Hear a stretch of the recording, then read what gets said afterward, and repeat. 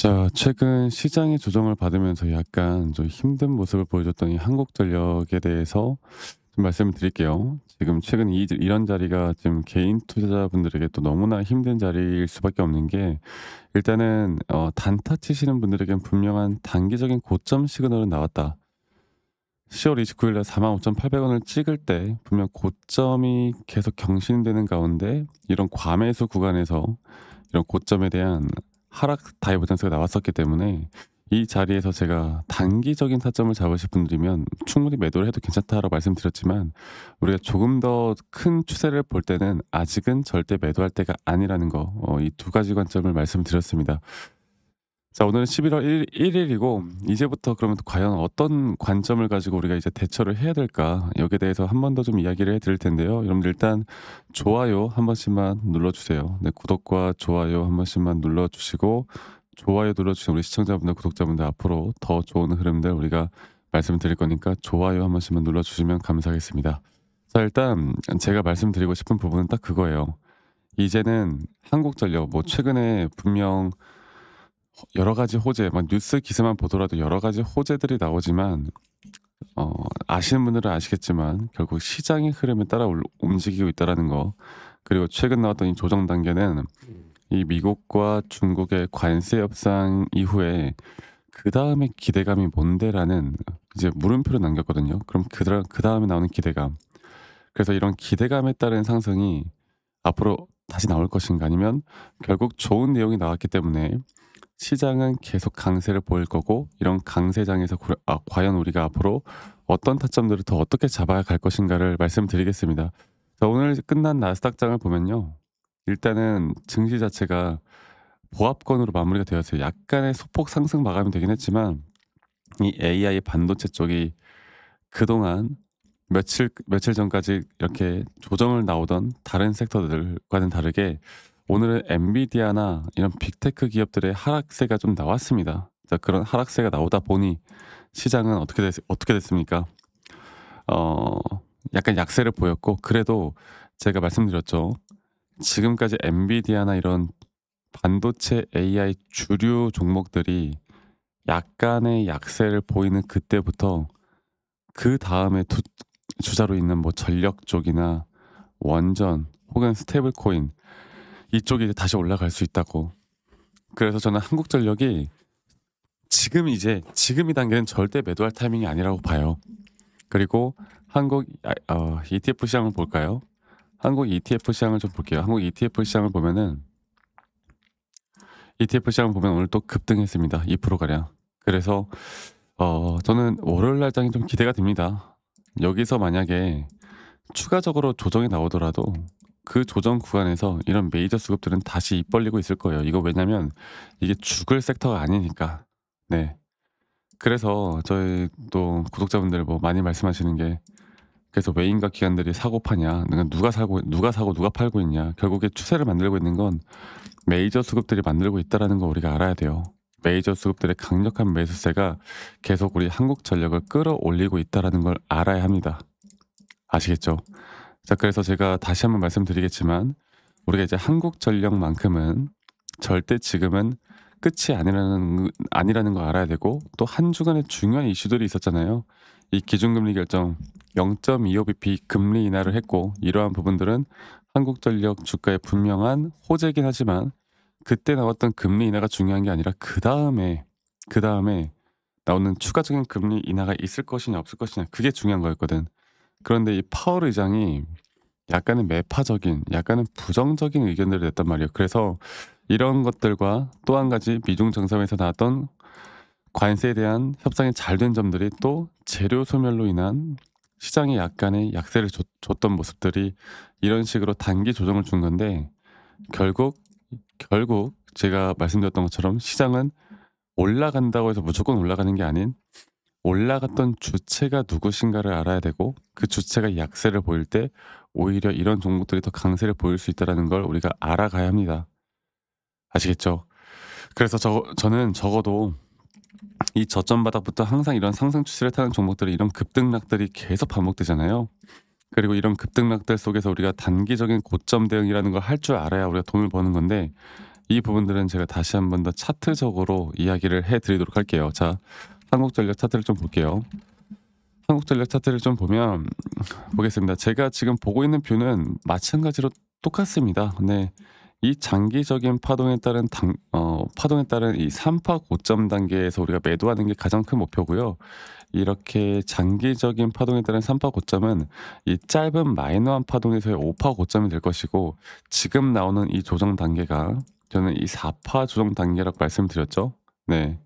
그래서 이 4파 조정 단계에서 우리가 최근 단기적인 고점은 분명 나왔지만, 우리가 이런 것까지 계산해서 막 우리 바쁜데 일하는데 자영업하는데 이런 것까지 못 본단 말이야.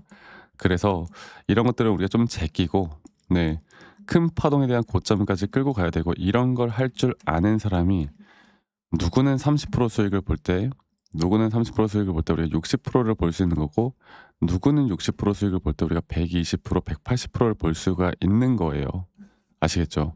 그리고 이러한 점들을 우리가 이제 종합적으로 좀 생각해 보면 결국 조정이 오더라도 우리가 흔들리지 않는 대응을 해 나갈 수가 있다라는 겁니다. 아시겠죠?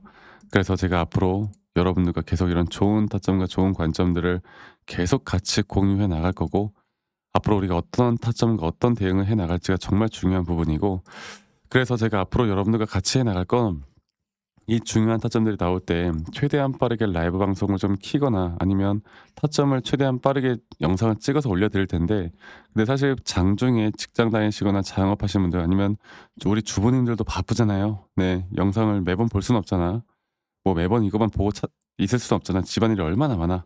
혹은 집에서 여유 시간도 갖고 해야 되는데, 여기에 빠져들지 마세요. 네.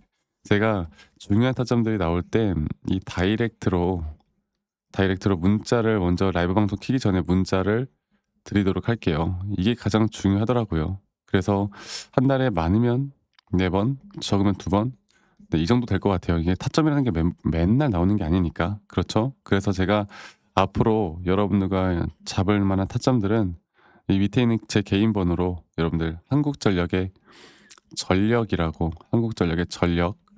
전력이라고만 저에게 문자 한 통 남기시면, 제가 최대한 여러분들께 도움드릴 수 있는 부분들은 최대한으로 도움드리도록 하겠습니다. 아시겠죠, 여러분들? 그리고 제가 한 분 한 분 빠짐없이 다 저장을, 저희 구독자분들 저장을 좀 해 드릴 거고요.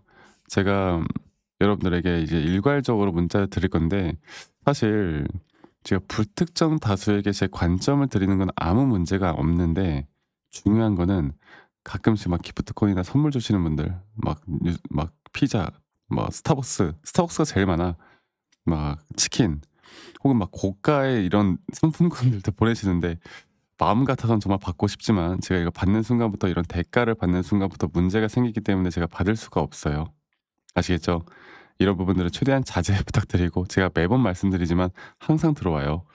대신 구독과 좋아요만 한 번씩만 눌러주시면 감사하겠습니다. 아시겠죠? 그래서 한국전력의 전력이라고만 남기시는 거 잊지 마시고 또 많이 참여하시길 바라겠고, 제가 여러분들에게 또 한 가지 말씀드리고 싶은 건, 가끔 몇몇 분들이 아니 너가 그렇게 타점을 잘 잡으면 혼자 하면 되는데 뭐 이런 걸 공유를 하느냐라고 말씀하시는데, 제가, 여러분들, 저는 바빠요. 혼자 너무나 잘하고 있습니다. 저는 미증 시도하고요, 코인 시장도 합니다. 바빠요. 이거 타점만 알려준다고 해서 제가 모든 걸 알려주는 것도 아니잖아요. 그래서 이 정도 타점을, 우리가 관점을 공유해 나가는 거는 저에게 뭐 그런 것도 없으니까. 그리고 또 여러 가지 종목들에 대한 관점은 저희 구독자방에서도 진행하고 있으니까요. 구독자방에도 많이 오세요. 아시겠죠? 그리고 제가 여러분들에게 한 번 더 이야기해 드리고 싶은 부분이 뭐냐면, 저도 이제 주식을 할 때 정말 많이 돈도 잃어보고 많이 고통과 인내를 겪어봤습니다. 근데 그럴 때마다 뭔가 잘못된 매매를 하고 있더라고요. 근데 제가 이런 것들을 전환시킬 수 있었던 건 시장을 공부했었고, 두 번째로 기준과 원칙을 정해 나갔을 때 그때부터 돈을 벌기 시작했거든요.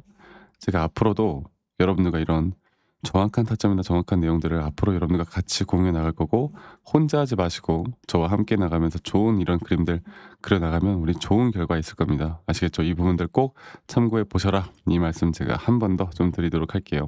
아시겠죠, 여러분들? 그리고 제가 여러분들과 이런저런 이야기들을 참 많이 해 드리고 있는데 어떤 식으로 우리가 매수 타점을 잡고 어떻게 매도 타점을 잡아 나가야 될지 또 앞으로 어떠한 종목들을 어떻게 만들어 가야 할지에 대해서 한 번 더 좀 이야기해 드릴 거니까 여러분들 영상 끝까지 꼭 시청하시길 바라겠고 지금부터 제가 말씀드리는 내용들 정말 중요하니깐요. 꼭 참고해서 저와 함께 이런 좋은 그림 타점 만드시길 바라겠습니다. 아시겠죠 여러분들?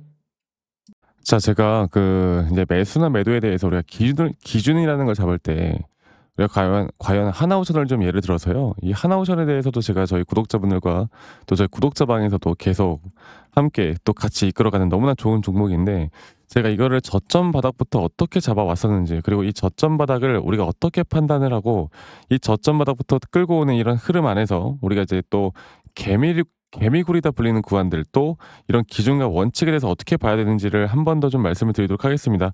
사실 제가 2024년도 10월 달에 나왔던 이 저점도 그렇고요.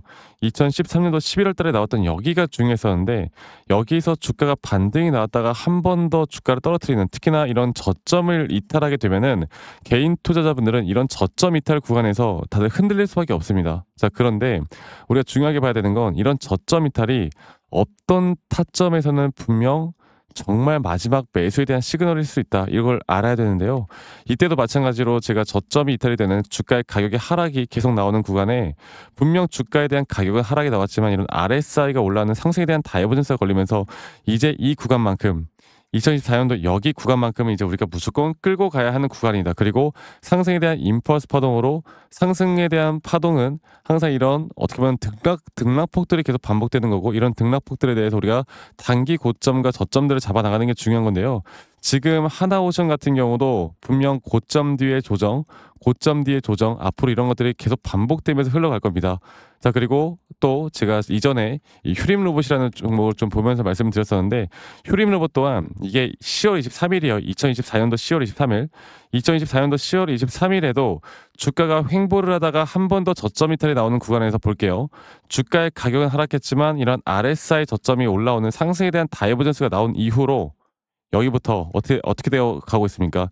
추세를 따라서 계속 등락폭은 정말 크게 나오지만 이 추세를 깨지 않는 선에서 주가는 급등이 나오죠. 우리가 이런 것들을 저점 매수를 내가 어떻게 해야 될까를 알아가는 게 정말 중요해요. 그리고 제가 이 휴림 로봇에 대해서 다시 한번 이야기를 드려보자면 이게 조정 구간들이 계속 크게 나오잖아.